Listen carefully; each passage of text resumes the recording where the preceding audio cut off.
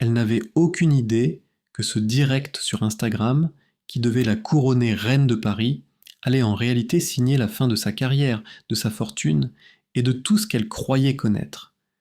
En quelques minutes, devant 50 000 spectateurs, son monde parfaitement construit allait commencer à se fissurer, puis à s'effondrer de la manière la plus spectaculaire et la plus publique qui soit.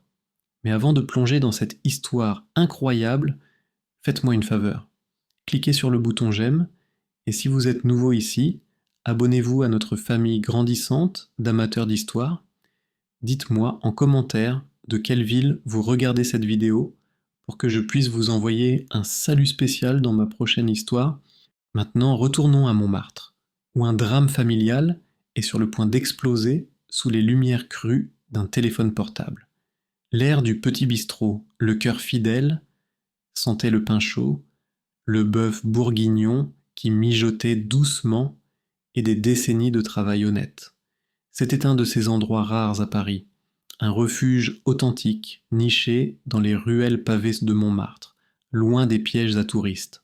Les murs en pierre étaient ornés de vieilles photos en noir et blanc, et chaque table en bois portait les marques de milliers de conversations, de rires et de repas partagés.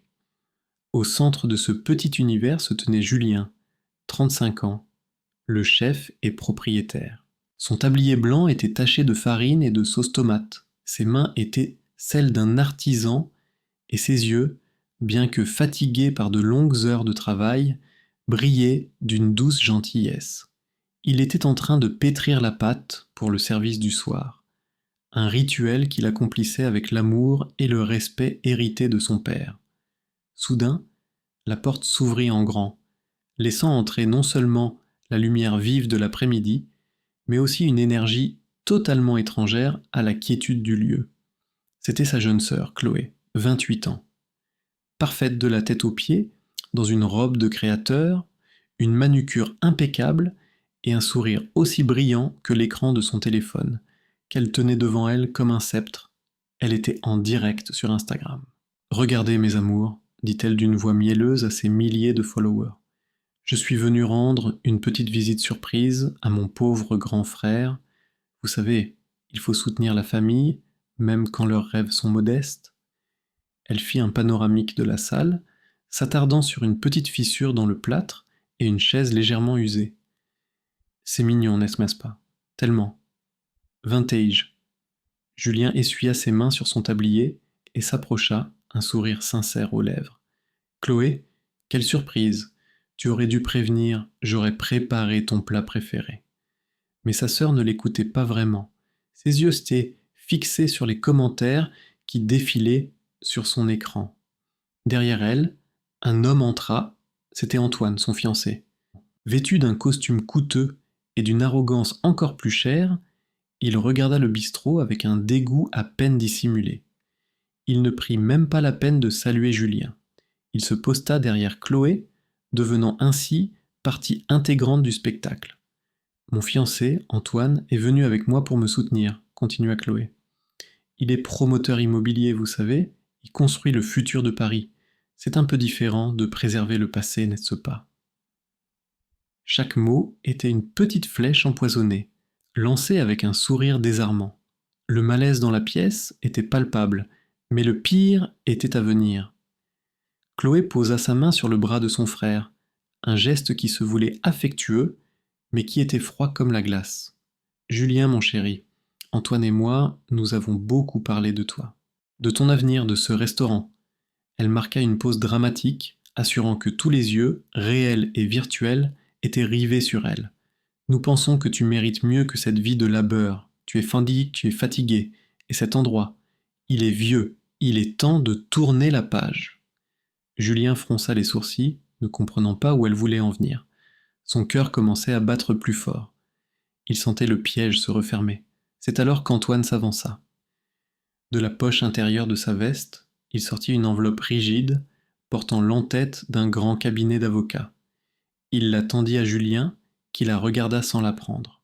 « Ceci, Julien, est une offre, » dit Antoine d'un ton glacial. « Une offre généreuse pour racheter ce local. Nous avons un projet, un complexe de luxe. plus moderne, plus rentable, plus digne de notre nom de famille. La vérité éclata, brutale et laide, en plein direct. Ils n'étaient pas venus le soutenir, ils étaient venus le détruire. Vous voulez démolir le bistrot de papa, murmura Julien, sa voix se brisant pour la première fois. Chloé prit un air de victime magnifiquement étudié pour la caméra. Des larmes commencèrent à briller dans ses yeux. Ne vois pas ça comme ça, grand frère. Vois ça comme une libération. Tu n'auras plus à te tuer à la tâche pour quelques clients. Nous prenons soin de toi.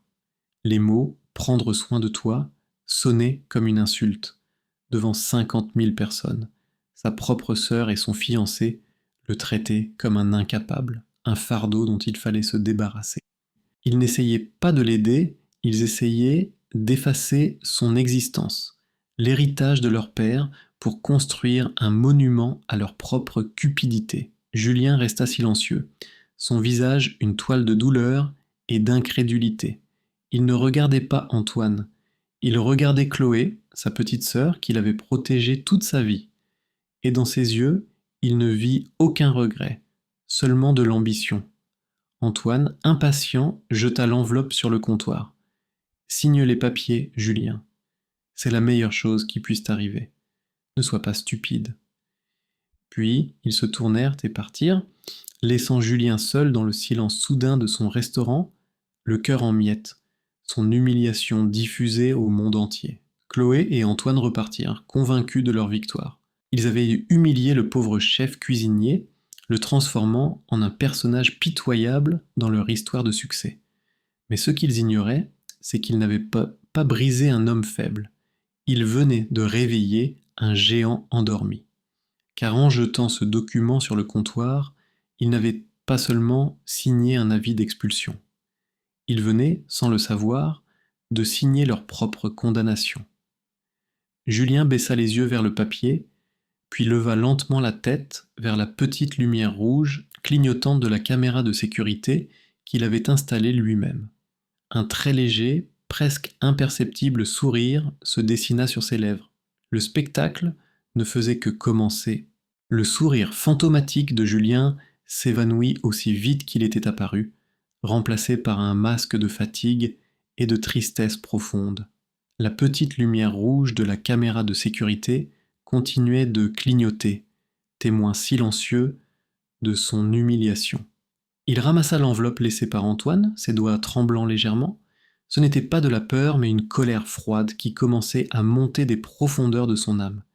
Il savait qu'il ne s'agissait pas seulement d'un projet immobilier, c'était une attaque personnelle, une tentative d'effacer non seulement son gagne-pain, mais aussi la mémoire de leurs parents. Il rangea le document sans même l'ouvrir. Il n'avait pas besoin de lire les termes pour comprendre la nature de la guerre qui venait de lui être déclarée. La bataille pour le cœur fidèle avait commencé, et il n'avait pas l'intention de se rendre. Pendant ce temps, à quelques kilomètres de là, dans un appartement luxueux avec vue sur la tour Eiffel, Chloé et Antoine célébraient leur victoire. Le champagne coulait à flots. Chloé publiait une story sur Instagram, une photo de sa coupe de cristal avec la légende « À nos nouveaux commencements ». Family First, Parisian Dream. Les commentaires affluaient, la félicitant pour son courage et sa générosité envers son frère. « Tu vois, mon amour, c'était facile », dit Antoine en passant un bras autour de ses épaules. « Il est faible, il va signer. D'ici 3 mois, cet endroit miteux ne sera plus qu'un tas de gravats. » Chloé sirota son champagne, un sourire satisfait sur les lèvres. « Je sais, c'est pour son bien. Il ne comprend juste pas encore. Parfois il faut être cruel pour être bon. » Mais dans ses yeux, il n'y avait aucune bonté, seulement le reflet glacé de l'ambition et une soif de reconnaissance qui ne pouvait jamais être étanchée. Les jours suivants furent un véritable enfer pour Julien. La vidéo de Chloé était devenue virale dans les cercles parisiens. Des gens passaient devant le bistrot, non pas pour manger, mais pour prendre des photos, chuchotant et le montrant du doigt comme une bête de foire. Puis, la véritable attaque commença. Une vague de commentaires négatifs, visiblement faux, inonda les pages de réservation en ligne du restaurant. Intoxication alimentaire, personnel grossier, endroit sale. C'étaient des mensonges, mais le mal était fait. Les réservations furent annulées les unes après les autres. Le téléphone, autrefois joyeux de sonnerie, devint silencieux. Bientôt, le bistrot, d'habitude si chaleureux et animé, était vide soir après soir. Julien continuait de cuisiner, par habitude, par défi, mais il finissait par jeter la plupart des plats, le cœur lourd. Un soir, alors qu'il fermait le restaurant pour la nuit, son téléphone vibra. C'était une notification de sa banque. Un paiement automatique de 2000 € venait d'être effectué. Il fronça les sourcils. Il n'avait programmé aucun paiement de ce montant. En ouvrant l'application, il vit le destinataire. Clinique du Lac, Genève. Son sang se glaça. C'était le paiement mensuel pour les soins de leur mère, une dépense qu'il assumait seul depuis des années, un secret qu'il gardait précieusement. Chloé pensait que leur mère était morte dans un petit hôpital public, peu après leur père. Julien lui avait menti pour la protéger de la dure réalité. Leur mère était dans un état végétatif après une erreur médicale, et les soins dans une clinique spécialisée en Suisse coûtaient une fortune. Une fortune qu'il gagnait centime par centime dans ce vieux bistrot miteux. Il comprit alors l'urgence de la situation. S'il perdait le restaurant, il perdait tout. Il perdait sa mère, la pression devint insupportable. Les factures s'accumulaient. Pour payer son unique employé, une vieille dame nommée Élise, qui travaillait pour son père avant lui, il dut vendre la montre que son père lui avait léguée. En rentrant de la boutique du prêteur sur gage, le cœur vide, il trouva une nouvelle surprise. Une lettre officielle de la mairie était collée sur sa porte. Une inspection sanitaire d'urgence était prévue pour le lendemain matin. C'était le coup de grâce. Antoine utilisait ses relations pour l'achever. Épuisé, désespéré, Julien s'assit dans la salle vide, la tête entre les mains. C'est alors qu'il remarqua quelque chose. L'enveloppe d'Antoine était tombée du comptoir et un deuxième document en avait glissé. Ce n'était pas l'offre de rachat, c'était une copie d'un plan d'architecte. Par simple curiosité, il le déplia. C'était le projet du complexe de luxe. Mais un détail attira son attention. En bas du plan, dans la section des partenaires même financiers, il y avait une liste de noms et de sociétés. Et tout en bas, écrit en petits caractères, un nom qu'il ne s'attendait pas à voir. Consultant principal J. Dubois. C'était le nom de jeune fille de sa mère. Et J, c'était son initiale. Julien. Un frisson le parcourut. C'était impossible. Une coïncidence. Il n'avait jamais travaillé comme consultant. Il était un simple chef cuisinier. Pourtant ce nom était là, noir sur blanc, lié à un projet qui visait à le détruire. Il pensa que c'était une erreur, une cruelle ironie du sort. Il plia le papier et le mit dans sa poche, le cœur encore plus lourd. Cette nuit-là, il ne dormit pas.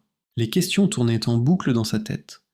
Le lendemain matin, l'inspecteur sanitaire arriva. C'était un homme arrogant qui cherchait clairement des problèmes là où il n'y en avait pas. Il critiqua la distance entre l'évier et la zone de préparation, un détail absurde que personne n'avait jamais relevé en 40 ans. Alors que l'homme notait ses infractions sur son carnet, son téléphone sonna. Il répondit, s'éloignant de quelques pas. « Oui, Antoine, j'y suis, » dit-il à voix basse, pensant que Julien ne pouvait pas l'entendre. « Ne t'inquiète pas, je vais leur trouver assez de problèmes pour les faire fermer pendant des mois. L'argent sera sur mon compte ce soir, comme convenu. » Julien se figea, la preuve était là, crue, indéniable. Ce n'était pas seulement de la cupidité. C'était une conspiration.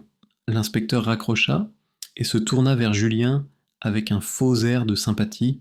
« Je suis désolé, monsieur, il y a de sérieuses violations ici. Je vais devoir rédiger un rapport qui recommandera une fermeture administrative. » Julien ne dit rien. Il le regarda simplement, un calme étrange s'installant en lui. La colère avait laissé place à une détermination glaciale. Après le départ de l'inspecteur, il resta immobile pendant un long moment. Puis, il se dirigea vers le vieux bureau de son père à l'arrière du restaurant. Il ouvrit un tiroir secret sous une lame de parquet. À l'intérieur, il n'y avait pas d'argent. Il y avait un vieux téléphone portable, un modèle simple, sans internet, et un carnet en cuir noir. il composa un numéro qu'il connaissait par cœur. Une voix de femme, professionnelle et neutre, répondit à l'autre bout du fil, en anglais. « Bureau de Genève, bonjour. » Julien prit une profonde inspiration. « C'est Dubois, dit-il, sa voix soudainement plus grave, plus assurée. Activez le protocole Phénix. Il est temps de rappeler au marché qui établit les règles. » Ce qu'il ne savait pas encore, c'est que ce simple appel allait déclencher une tempête financière qui ne laisserait rien ni personne indemne sur son passage. La partie d'échecs venait de commencer et le pion venait de révéler qu'il était en réalité le roi. Un silence profond suivit son ordre. À l'autre bout de la ligne, à Genève, la femme ne posa aucune question. Il n'y eut qu'un simple « bien reçu, monsieur Dubois », le protocole est enclenché. Puis, la communication fut coupée. Julien reposa le vieux téléphone dans son tiroir secret, à côté du carnet en cuir noir. Pendant des années, Julien le chef avait été son rôle, son refuge, une identité qu'il avait choisie pour échapper à un monde de chiffres, de stratégies et de responsabilités écrasantes. Mais Chloé et Antoine, dans leur aveuglement et leur cupidité, avaient déjà fait l'impensable. Ils avaient menacé la seule chose qui comptait vraiment pour lui, la vie de sa mère. Ils avaient réveillé Monsieur Dubois, et Monsieur Dubois ne pardonnait jamais une telle agression. La première étape de son plan était claire.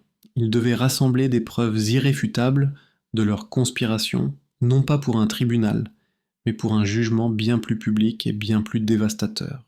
Le lendemain, le bistrot reçut l'avis de fermeture administrative pour violation grave des normes d'hygiène. Un grand autocollant rouge fut apposé sur la porte vitrée, un sceau d'infamie visible par tous les passants. Pour Chloé, c'était la victoire finale. Elle posta une photo de la porte fermée sur son Instagram avec une légende pleine de fausse tristesse, le cœur brisé de voir un chapitre de notre famille se fermer. Mais parfois, il faut savoir laisser partir le passé pour construire l'avenir. Je t'aime, grand frère, et je serai toujours là pour toi. Le message était accompagné d'un emoji cœur brisé.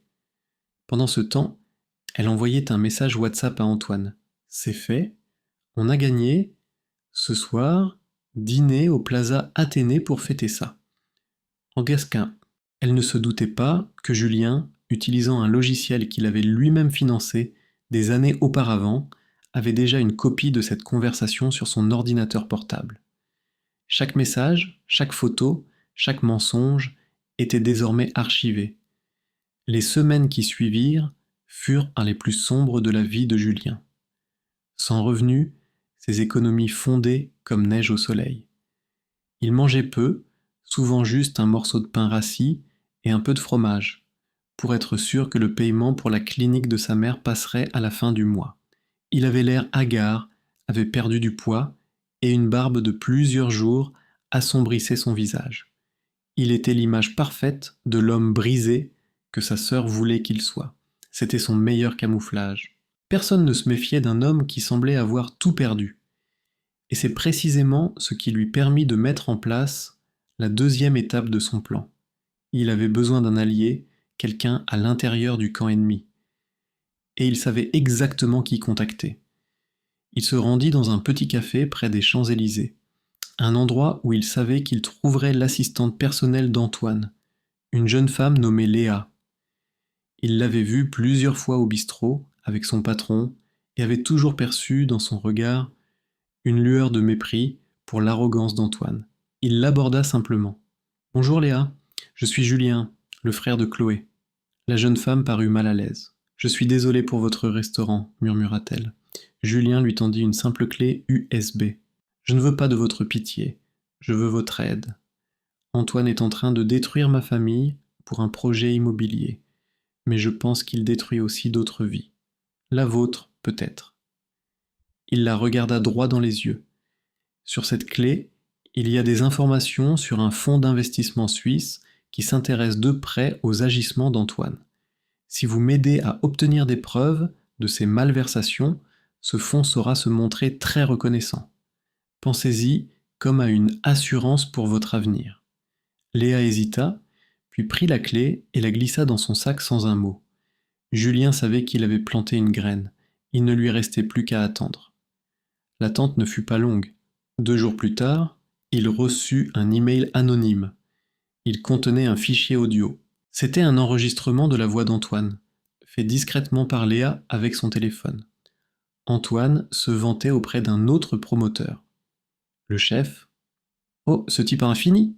Un peu de pression, quelques faux avis, un petit pot de vin à l'inspecteur sanitaire. C'est comme ça qu'on fait des affaires à Paris, mon vieux. Les faibles se font écraser. Et ma fiancée, elle est parfaite. Elle a joué le rôle de la sœur aimante à la perfection devant les caméras. Les gens adorent ce genre de drame familial. Julien serra les poings en écoutant l'enregistrement. Chaque mot était un clou de plus dans le cercueil d'Antoine. Il copie les fichiers dans un dossier sécurisé intitulé « Jugement ». Pendant ce temps, Chloé et Antoine vivaient leur meilleure vie, étalant leur bonheur et leur richesse sur les réseaux sociaux. Photos de week-ends à Deauville, de shopping avenue, Montaigne, de dîners dans des restaurants étoilés. Une story en particulier attira l'attention de Julien. C'était une vidéo de Chloé essayant une bague de fiançailles spectaculaire chez un joaillier de la place Vendôme. Il a dit oui. Disait la légende, bien que ce soit elle qui recevait la bague. Bientôt Madame Montenegro. Julien fit une capture d'écran, puis il fit quelque chose d'autre. Il accéda au relevé de la carte de crédit d'Antoine, un accès que Monsieur Dubois avait conservé sur tous les comptes des individus sous surveillance de son fonds. La bague avait coûté 80 000 €, une somme payée le jour même où Julien avait dû vendre la montre de son père pour 35 € afin de payer son employé. Le contraste était si violent qu'il lui donna la nausée. Il ajouta la facture de la bague au dossier « Jugement ». La dernière pièce du puzzle arriva une semaine plus tard. Léa lui envoya une copie scannée d'un document qu'elle avait photographié sur le bureau d'Antoine. C'était un contrat de partenariat entre la société d'Antoine et un groupe d'investisseurs étrangers.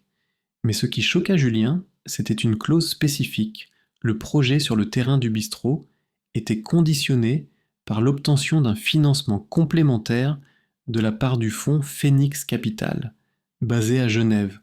Antoine et Chloé ne se contentaient pas de vouloir détruire son bistrot. Ils essayaient, sans le savoir, d'utiliser son propre argent, l'argent de Monsieur Dubois, pour le faire. L'ironie était si amère, si parfaite, qu'il éclata d'un rire silencieux. Ils étaient comme des souris, courant droit dans la gueule du lion en pensant que c'était un abri.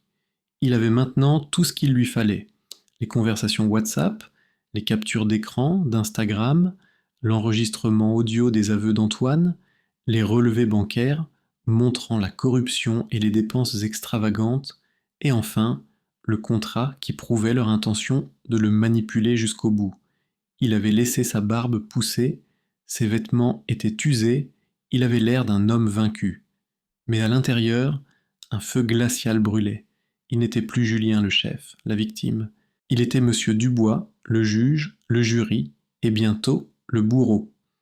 Le moment de la vérité approchait à grands pas, et il allait orchestrer une chute si spectaculaire que tout Paris s'en souviendrait pendant des décennies. La table était mise pour le dernier repas, et le plat principal serait une vengeance servie glacée. Le rire silencieux de Julien s'éteignit, laissant place à une quiétude presque surnaturelle.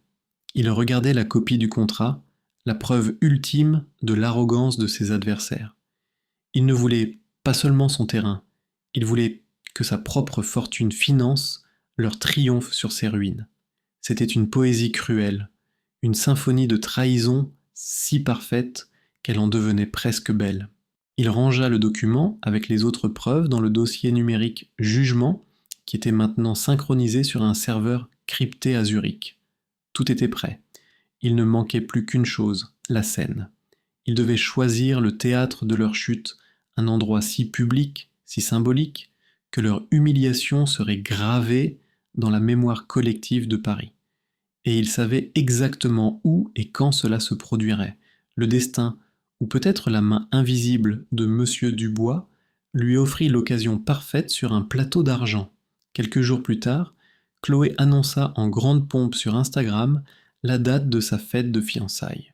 Ce ne serait pas une simple soirée, mais un événement médiatique grandiose, organisé dans le prestigieux Cercle de l'Étoile, un club privé ultra sélect, où se pressait tout le gratin de la finance et de l'immobilier parisien. La liste des invités comprenait des journalistes, des influenceurs, des banquiers et surtout les investisseurs qu'Antoine courtisait. Dans sa publication, Chloé ajouta une note pleine de condescendance. Mon cher frère Julien est bien sûr invité. J'espère qu'il trouvera la force de venir célébrer notre bonheur, même dans ces moments difficiles.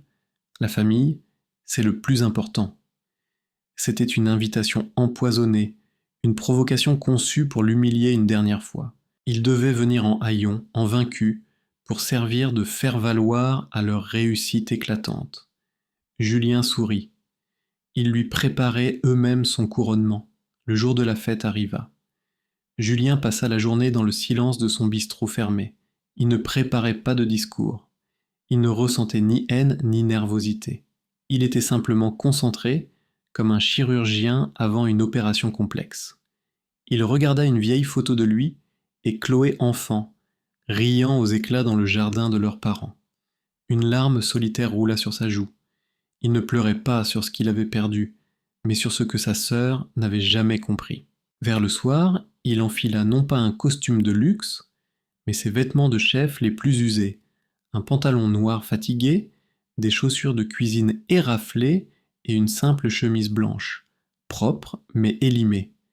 Il voulait qu'il le voie exactement comme il l'imaginait, le pauvre chef brisé. Le masque devait tenir jusqu'à la dernière seconde. Lorsqu'il arriva au cercle de l'Étoile, le contraste fut brutal. Des voitures de luxe déposaient des invités, vêtus de robes haute couture et de smoking impeccables. Les flashs des photographes crépitaient. Julien entra par une porte de service. Comme un employé. À l'intérieur, le luxe était écrasant. Des lustres en cristal pendaient des hauts plafonds, le champagne coulait à flots et un orchestre jouait doucement dans un coin. Il repéra immédiatement Chloé et Antoine au centre de la salle, rayonnants, recevant les félicitations de leurs invités. Quand Chloé l'aperçut, son sourire se figea une fraction de seconde avant de se transformer en un masque de pitié théâtrale. Elle s'approcha de lui, suivie par Antoine. « Julien, tu es venu !» s'exclama-t-elle assez fort pour que les gens autour entendent. « Je suis si heureuse, je sais que c'est dur pour toi, mais ça me touche que tu sois là. » Elle lui fit un baiser sur la joue qui avait le froid du marbre. Antoine, lui, ne prit même pas la peine de jouer la comédie. Il le toisa de haut en bas avec un air de dégoût. « Tu aurais pu faire un effort vestimentaire, Julien. C'est un minimum de respect. Mais bon, on ne peut pas attendre de la classe de quelqu'un qui passe sa vie dans une cuisine. » Des rires étouffés se firent entendre parmi les invités les plus proches. C'était le début du spectacle, le moment de l'humiliation publique. Julien ne répondit rien, baissant simplement les yeux, jouant son rôle à la perfection.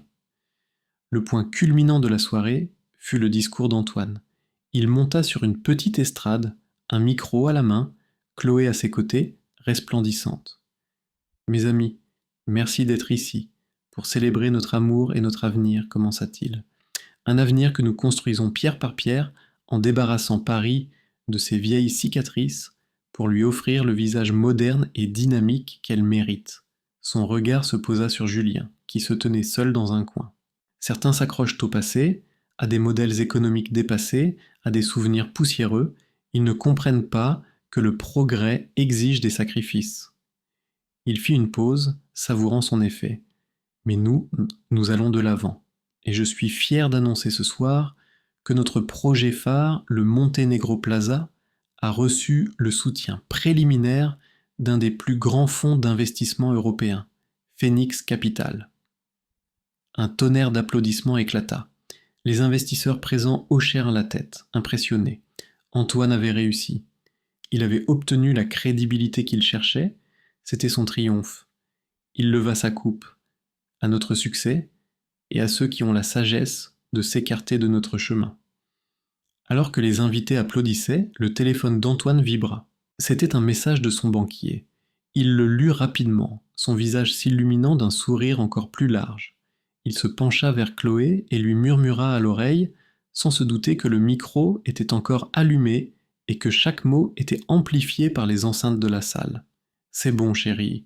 Le premier virement de Phoenix vient d'arriver. 5 millions. Le vieil imbécile de ton frère vient de nous rendre très très riches sans même le savoir. Un silence de mort tomba sur la salle. Le murmure d'Antoine avait résonné comme un coup de tonnerre. Tous les visages se tournèrent un vers lui, puis vers Julien. Antoine pâlit, réalisant son erreur catastrophique. Il tente de rire. Une petite blague entre nous. Mais il était trop tard. La vérité, crue et laide, venait d'être exposée. C'est à ce moment précis que tous les écrans géants de la salle, qui diffusaient jusqu'alors des photos du couple heureux, s'éteignirent brutalement. Une seconde plus tard, ils se rallumèrent, affichant non pas des photos, mais l'interface d'un dossier informatique. Le nom du dossier était visible par tous. Jugement. Julien releva lentement la tête. Ses yeux, qui semblaient éteints quelques secondes plus tôt, brillaient maintenant d'une lueur intense et glaciale. Il sortit de sa poche un simple téléphone et appuya sur une touche. Le spectacle est terminé, Antoine, dit-il, sa voix calme, mais portant dans le silence absolu de la pièce. Le mien commence. Il n'était plus Julien le chef cuisinier. Il était le metteur en scène d'une tragédie qu'ils avaient eux-mêmes écrite. Le masque allait enfin tomber, et la chute serait bien plus vertigineuse que quiconque dans cette salle n'aurait pu l'imaginer. Demain, tout Paris, et bientôt le monde entier, apprendrait qui il était vraiment. Le silence dans la salle de réception du Cercle de l'Étoile était si total qu'on aurait pu entendre le cœur affolé d'Antoine battre à travers la pièce. Tous les regards étaient fixés sur les écrans, où le mot « jugement » brillait d'une lueur froide et accusatrice. Chloé, le visage décomposé par la panique, se tourna vers Julien, ses yeux implorant une explication, une pitié qu'elle ne méritait pas. Mais le visage de Julien était un masque de marbre. Le temps du jeu était terminé. D'un simple glissement de pouce sur l'écran de son téléphone, il lança la première vidéo. C'était l'enregistrement de la caméra de sécurité de son bistrot le jour de la visite de l'inspecteur sanitaire. Le son était clair, cristallin. On entendait distinctement l'inspecteur dire à Antoine « Ne t'inquiète pas, je vais leur trouver assez de problèmes. L'argent sera sur mon compte ce soir, comme convenu. » Un murmure d'horreur parcourut l'assemblée. L'inspecteur en question, présent à la fête, devint livide. Antoine tenta de réagir. « C'est un montage, un faux, il est fou !» cria-t-il, sa voix tremblante de rage et de peur. Mais Julien ne lui prêta aucune attention. Il lança la deuxième preuve, c'était l'enregistrement audio que Léa lui avait fourni. La voix arrogante d'Antoine, se vantant d'avoir orchestré la campagne de diffamation et d'avoir manipulé sa propre fiancée, emplit la salle. Elle a joué le rôle de la sœur aimante à la perfection. Les gens adorent ce genre de drame familial. Chloé poussa un petit cri étranglé, comme si on venait de la frapper. Les invités la regardaient maintenant avec un mélange de pitié et de dégoût. Son image d'influenceuse parfaite, de sœur dévouée, venait de voler en éclats devant l'élite parisienne. Le chaos commençait à s'installer. Des journalistes présents sortirent leur téléphone pour filmer la scène. Les investisseurs se levaient, leurs visages sombres. Mais Julien n'avait pas fini. « Vous parliez de Phoenix Capital, Antoine, » dit-il, sa voix toujours aussi calme, contrastant avec la panique ambiante. « Vous sembliez si fiers d'avoir obtenu leur soutien. Laissez-moi vous présenter leur véritable dirigeant. » Sur les écrans, le dossier « Jugement » fut remplacé par un organigramme complexe. Tout en haut, au-dessus d'un réseau de sociétés écrans et de banques privées, un nom apparut en lettres capitales. Julien Dubois. Dubois, c'est le nom de ma mère, expliqua Julien. Et Phoenix Capital est le fonds que j'ai créé il y a 10 ans avec l'héritage de mon père. Un héritage que vous pensiez dilapider dans un petit bistrot miteux. La révélation fut comme une bombe atomique. Antoine le regarda, les yeux exorbités, incapable de comprendre. Impossible. Tu es un chef, un raté, J'étais un chef, le corrigea Julien. Parce que j'aimais ça, parce que c'était le rêve de mon père, mais vous, dans votre cupidité, vous avez menacé la seule chose que ce fonds a toujours eue pour mission de protéger la santé de ma mère, dont les soins sont payés chaque mois depuis la Suisse. Il fit apparaître à l'écran la facture de la clinique à côté de la facture de la bague de fiançailles de Chloé. Le contraste était accablant. Vous vouliez mon argent pour me détruire. Ironique, n'est-ce pas? C'est alors que les portes principales de la salle s'ouvrirent. 2 officiers de la brigade financière, accompagnés d'une femme en tailleur strict, s'avancèrent calmement vers l'estrade. La femme était l'avocate de Julien, ou plutôt de Monsieur Dubois. Antoine Montenegro, dit-elle d'une voix forte, au nom de mon client, Phoenix Capital, nous déposons plainte contre vous pour tentative d'escroquerie, corruption de fonctionnaires et diffamation. Ces officiers sont ici pour vous escorter. Antoine ne résista pas. Il était comme vidé, un pantin dont on avait coupé les fils. Alors que les policiers lui passaient les menottes, son regard croisa celui de Julien. Il n'y avait pas de triomphe dans les yeux du chef, seulement une infinie tristesse. Puis tous les regards se tournèrent vers Chloé. Elle était seule sur l'estrade, tremblante, abandonnée de tous. Les flashs des photographes crépitaient, capturant sa déchéance. Elle regarda son frère, des larmes coulant sur son maquillage parfait. « Julien, je suis désolée, balbutia-t-elle. Julien s'approcha d'elle, il ne lui dit rien. Il sortit simplement de sa poche la vieille montre de leur père, celle qu'il avait dû vendre. Il l'avait rachetée le matin même. Il la posa dans la paume de sa main. « Papa nous a tout donné, dit-il doucement. Et toi, tu as tout vendu pour une bague. Et quelques followers. J'espère que ça en valait la peine. » Il se détourna et quitta la salle, laissant derrière lui les ruines d'un empire de mensonges et une sœur qui venait de tout perdre. Le lendemain, l'histoire était partout. Le chef milliardaire, la vengeance du cœur fidèle, la chute de la maison Montenegro. Les réseaux sociaux, qui avaient été l'arme de Chloé, devinrent le tribunal de son humiliation. Son compte Instagram fut inondé de millions de commentaires haineux. Ses sponsors la lâchèrent les uns après les autres. En moins de 24 heures, elle passa du statut d'icône à celui de paria. Antoine fut mis en examen et son procès promettait d'être retentissant. Quant à Julien, il retourna dans son bistrot. Il retira l'autocollant de fermeture de la porte, l'ouvrit et commença simplement à préparer la pâte pour le service du soir, comme si de rien n'était. Mais tout avait changé. Il n'était plus seulement un chef, il était une légende. Et son histoire venait de prouver au monde entier que la véritable force ne réside pas dans l'argent ou le pouvoir, mais dans la fidélité à ses valeurs et à ceux qu'on aime. Le cœur fidèle avait triomphé. Le silence dans la salle de réception du Cercle de l'Étoile était si total qu'on aurait pu entendre le cœur affolé d'Antoine battre à travers la pièce. Tous les regards étaient fixés sur les écrans, où le mot « jugement » brillait d'une lueur froide et accusatrice.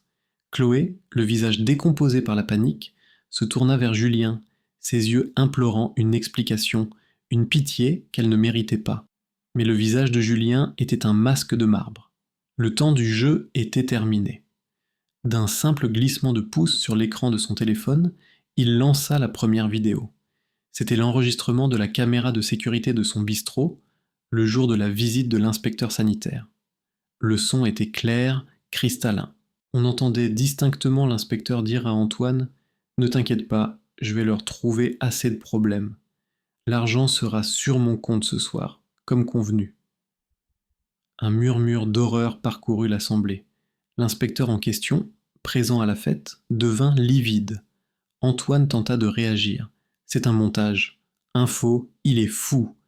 cria-t-il, sa voix tremblante de rage et de peur. Mais Julien ne lui prêta aucune attention. Il lança la deuxième preuve. C'était l'enregistrement audio que Léa lui avait fourni. La voix arrogante d'Antoine, se vantant d'avoir orchestré la campagne de diffamation et d'avoir manipulé sa propre fiancée, emplit la salle. Elle a joué le rôle de la sœur aimante à la perfection. Les gens adorent ce genre de drame familial.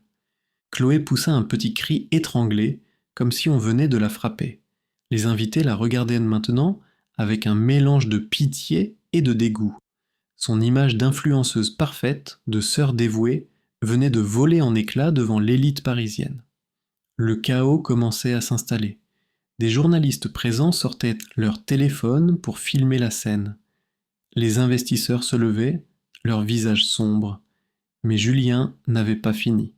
« Vous parliez de Phoenix Capital, Antoine, dit-il, sa voix toujours aussi calme, contrastant avec la panique ambiante. Vous sembliez si fier d'avoir obtenu leur soutien. Laissez-moi vous présenter leur véritable dirigeant. » Sur les écrans, le dossier jugement fut remplacé par un organigramme complexe. Tout en haut, au-dessus d'un réseau de sociétés écrans et de banques privées, un nom apparut en lettres capitales. Julien Dubois. Dubois, c'est le nom de ma mère, expliqua Julien. Et Phoenix Capital est le fonds que j'ai créé il y a 10 ans avec l'héritage de mon père.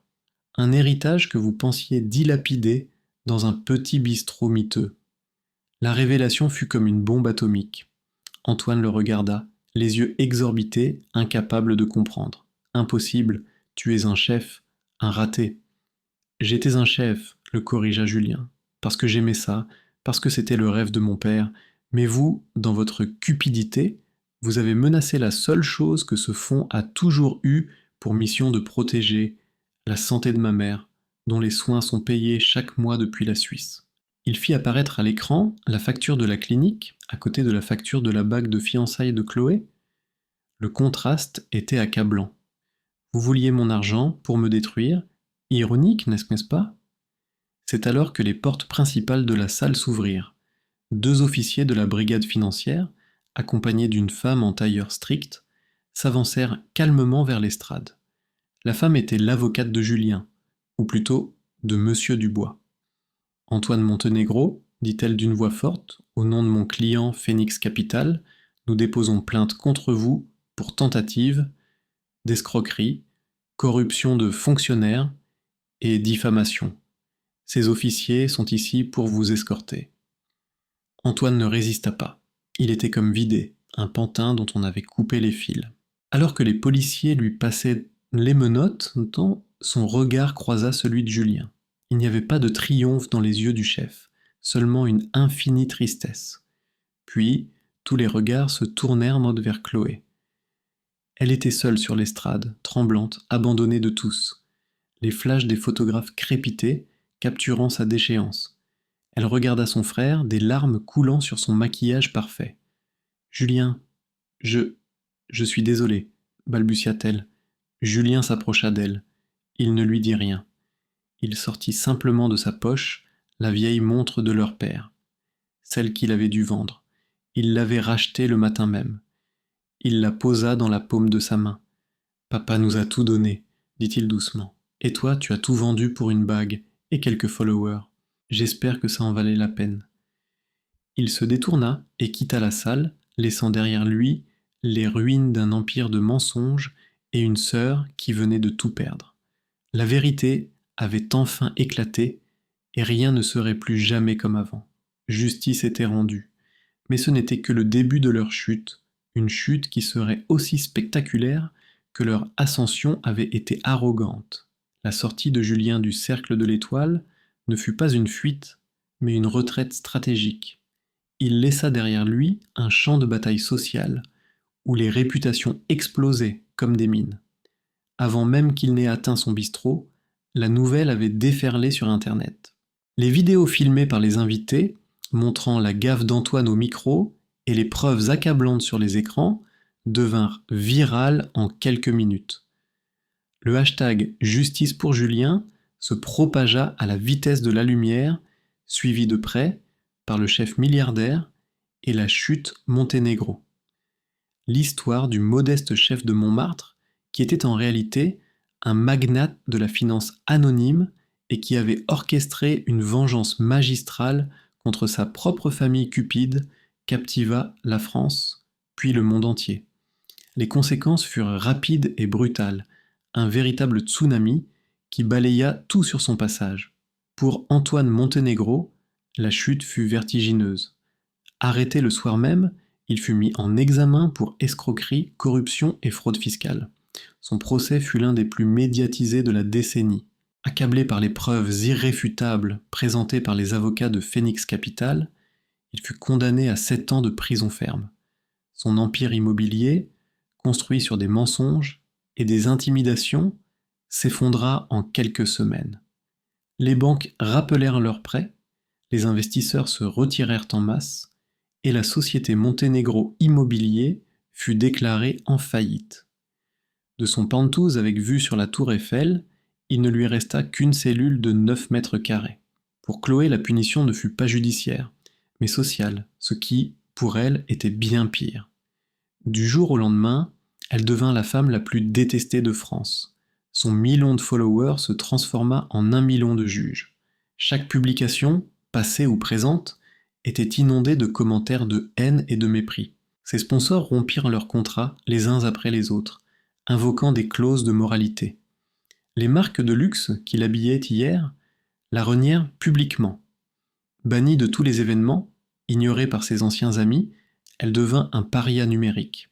Elle qui avait bâti sa vie sur l'image et l'approbation des autres, se retrouva face à un miroir qui ne reflétait plus que le vide de son existence et le poids écrasant de sa trahison.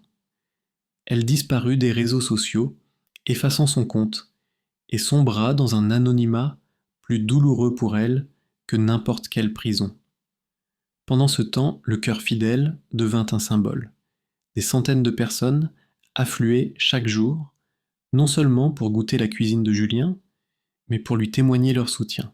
Le petit bistrot de Montmartre se transforma en un lieu de pèlerinage, ses murs couverts de messages de remerciement et d'admiration. Julien, cependant, resta le même. Il accueillait tout le monde avec son sourire doux et fatigué, refusant les interviews et les offres mirobolantes des chaînes de télévision. Il ne voulait pas de la gloire, il voulait simplement retrouver sa vie. Mais il comprit vite que sa nouvelle position lui donnait une responsabilité. Il ne pouvait plus être seulement Julien le chef. Monsieur Dubois avait un rôle à jouer. Aujourd'hui, 3 ans plus tard, le paysage a radicalement changé. Julien a utilisé la puissance de Phoenix Capital pour créer la fondation Cœur Fidèle. Sa mission, offrir une aide juridique et financière aux petits artisans, aux restaurateurs et aux commerçants indépendants menacés par les grands groupes prédateurs. La fondation est devenue l'un des organismes philanthropiques les plus respectés d'Europe. L'histoire de Julien a fait l'objet d'un documentaire primé sur Netflix et d'un livre, Le goût de la justice, qui est resté en tête des ventes pendant plus d'1 an. Il donne parfois des conférences dans des universités comme la Sorbonne, non pas sur la finance, mais sur l'éthique des affaires et l'importance de ne jamais oublier d'où l'on vient. Le bistrot, lui, est toujours ouvert. C'est devenu une école de formation pour des jeunes issus de milieux défavorisés qui apprennent le métier de cuisinier sous l'aile de Julien. C'est son véritable héritage. Et Chloé. Après 2 ans de silence, Julien a fini par la retrouver. Elle travaillait comme aide-soignante anonyme dans une petite maison de retraite en province, loin des lumières de Paris. Elle avait vendu tout ce qu'elle possédait, y compris la fameuse bague, pour payer ses dettes et vivre modestement. Quand il est entré dans la pièce, elle n'a pas pleuré. Elle l'a simplement regardé avec des yeux qui avaient enfin appris l'humilité. « Je m'occupe de personnes qui ne peuvent plus le faire elles-mêmes, lui a-t-elle dit doucement. J'apprends enfin ce que signifie prendre soin de quelqu'un. Julien a simplement hoché la tête. Le chemin de la rédemption était long, mais elle l'avait commencé. Il lui a alors révélé que leur mère, grâce à un nouveau traitement expérimental, financé par la fondation, avait montré de légers signes de conscience. Pour la première fois depuis des années, un pont fragile se reconstruisait au-dessus de l'abîme de leur passé. L'histoire de Julien est devenue un symbole d'espoir. Elle nous rappelle que la vérité finit toujours par triompher, même si elle prend du temps. Elle nous enseigne qu'il ne faut jamais mépriser quelqu'un à cause de son apparence ou de sa situation, car on ne sait jamais quel géant sommeille sous des vêtements modestes.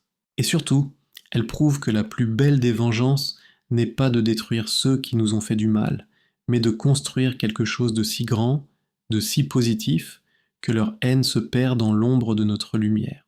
Cette histoire nous rappelle que la justice existe encore dans ce monde. Quelles leçons avez-vous tirées de ce récit?